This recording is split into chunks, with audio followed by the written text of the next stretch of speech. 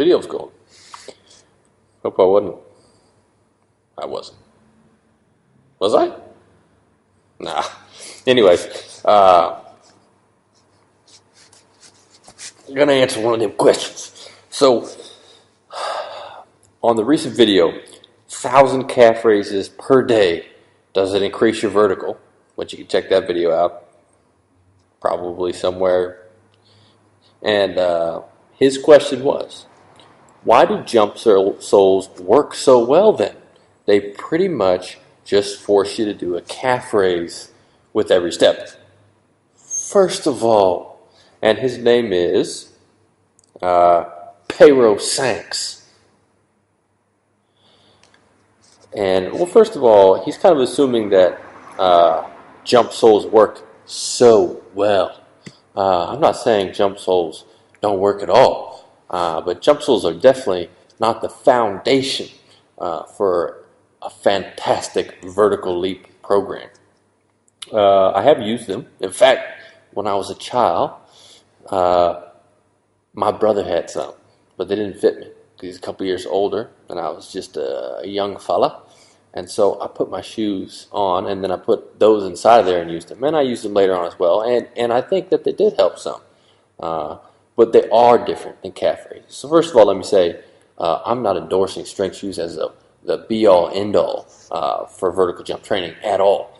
Yeah, I do think they can add something to your vertical leap program. I also think that when you get into them, you should do so very cautiously is not the right word, but you should definitely slowly increase the intensity, because that's a lot of pressure on the Achilles tendon. And you want to snap that bugger.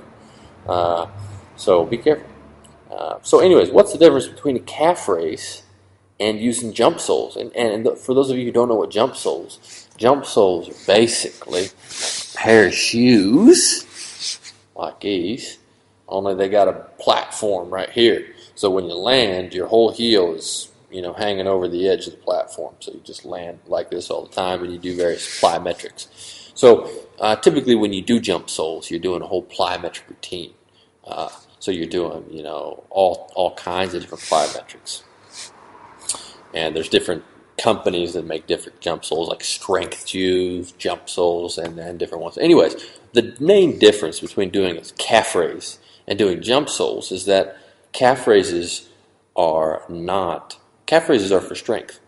So if you watch the other video, basically we say that kind of volume is not going to be the best thing for your vertical leap. When you do calf raises, you do so to strengthen your calf muscle and your tendons, and you do so by progressive overload and by doing lower reps, higher intensity.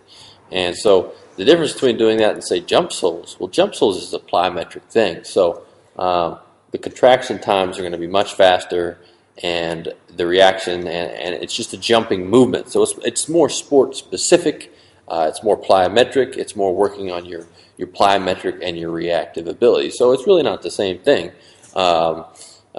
Ideally, you would work your strength and your plyometric ability of every muscle in that you use for jumping higher. So it's not like, oh, well, do I do calf raises or do I do plyometrics? Well, you do them both. Your training economy should permit you to do all of those things. And not only train your calves, you should